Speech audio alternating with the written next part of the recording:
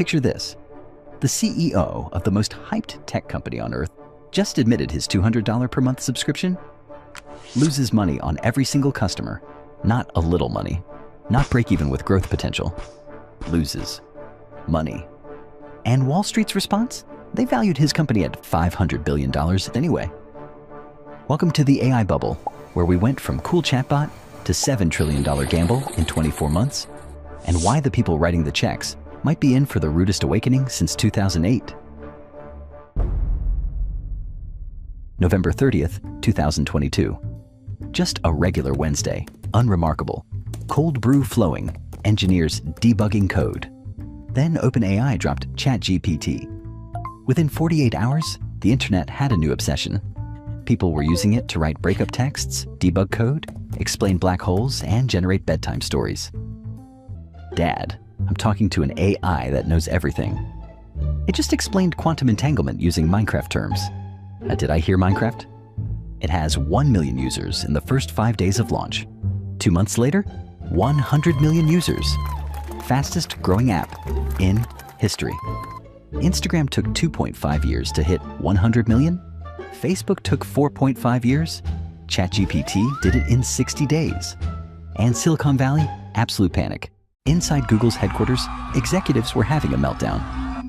We invented this technology. The transformer model? That was us. The research paper has our names on it. Then why is my son using ChatGPT and not Google AI? Because we were too scared to release it.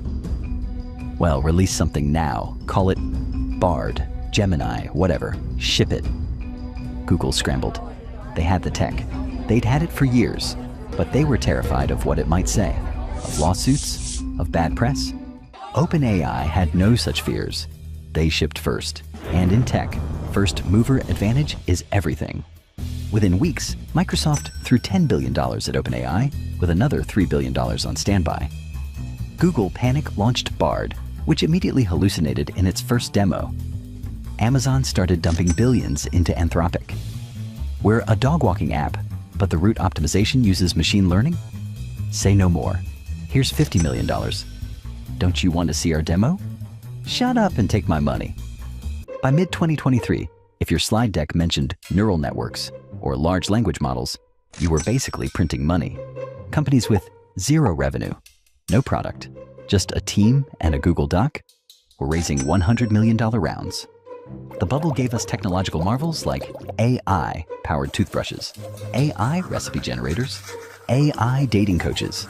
One company raised $30 million to build an AI that summarizes potentially other AI outputs. We'd reached peak absurdity. But the real insanity?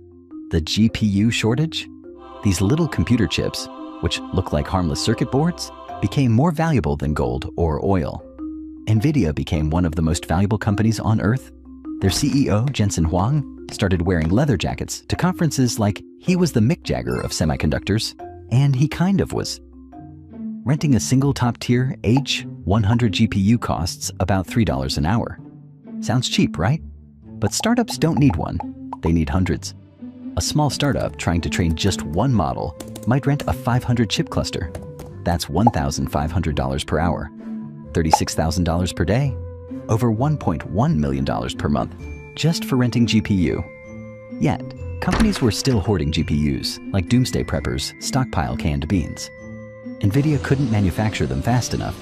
The wait list was, at one point, up to 12 months long. Black markets emerged? Seriously. People were smuggling $100 bills across borders.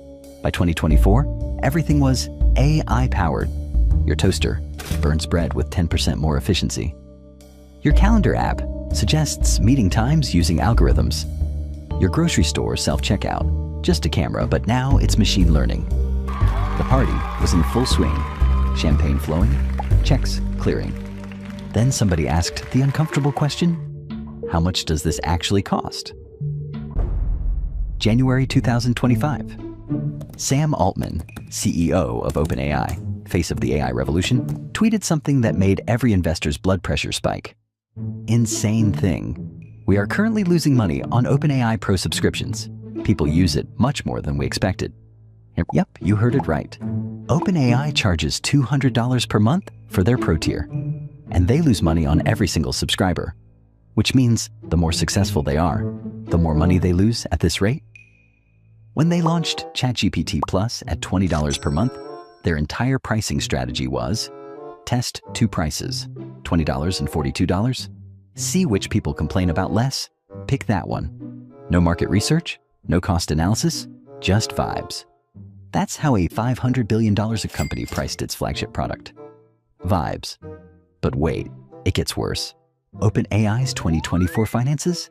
Revenue? $3.7 billion. Losses? $5 billion. They didn't just fail to make a profit. They lost more money than they made, by a lot. Now here's where it gets truly insane. Industry forecasts show AI infrastructure will require $6.7 trillion by 2030. Let me break that down.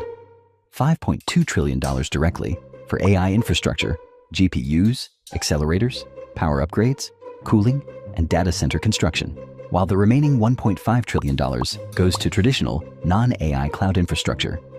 The four largest tech companies alone are expected to spend $350 billion in 2025.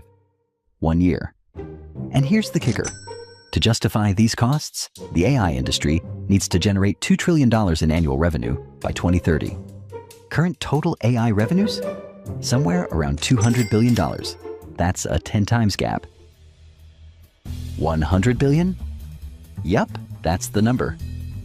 Sam, our projections show us at 20 billion in 2025. You're proposing we hit 100 billion by 2029. It's the necessary growth trajectory. That's not a trajectory, Sam. That's a hockey stick drawn by someone who's never played hockey. Do you know what it costs to even attempt this? 115 billion in cash burn by 2029. When do we become profitable? 2029? Maybe 2030 or 2031? And if revenue doesn't hit $100 billion, if this hockey stick of yours snaps, then we raise more money. From whom? Who is left? Microsoft? Saudi Arabia? A really optimistic pension fund?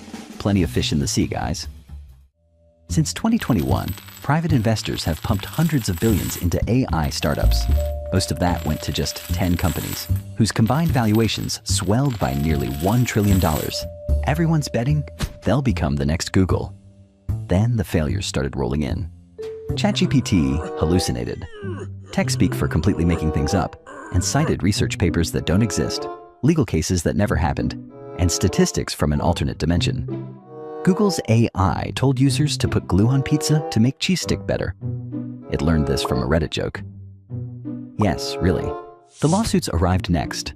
Artists, writers, musicians, journalists, all asking the same question. Did you train your AI on my copyrighted work? Answer. Yes. The New York Times sued OpenAI. Getty Images sued Stability AI. Authors sued everyone. Musicians sued everyone else. We didn't steal. We learned from publicly available data. You scraped the entire internet without permission and used it commercially? Well, when you say it like that, it sounds illegal. By mid-2024, the cracks were showing. The vibe shifted from euphoria to something more dangerous. Doubt. The hype was loud, the math was ugly, and now everyone had the same uncomfortable question, buzzing in their heads like a mosquito at 3 a.m. So, when does this whole thing explode? This looks like a bubble.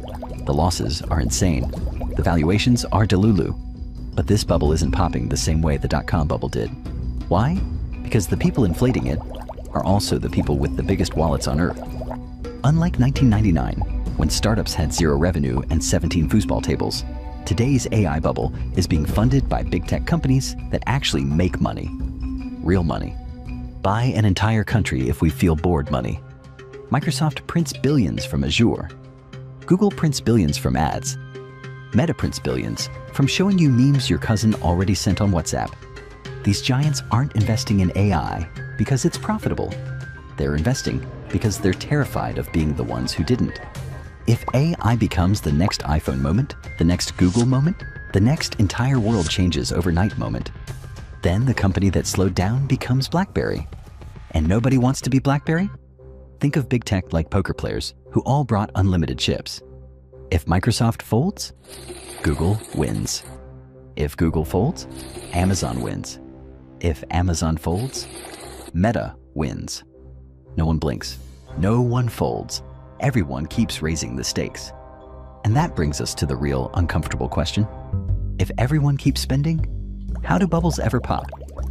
Short answer is, they burst when a real-world event forces everyone to stop pretending.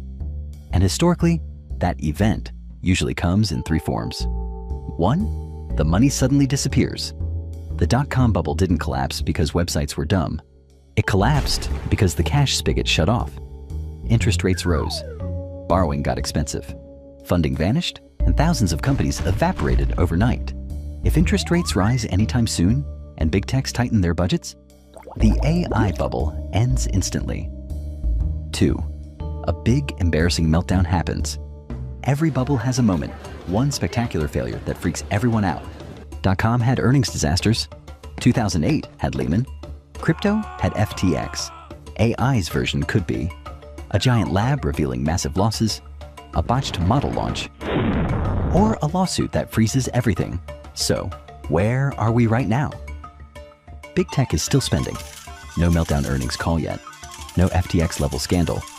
Reality is showing cracks, but not enough to break confidence. So yes, this bubble is inflated. Yes, the numbers are insane, but it won't burst because of hype. It bursts when one of the giants finally says, "All right, that's enough." Until then, the bubble floats. We're not at the explosion. We're at the tightening. The inhale before the scream. The tension before the snap. The episode right before the season finale.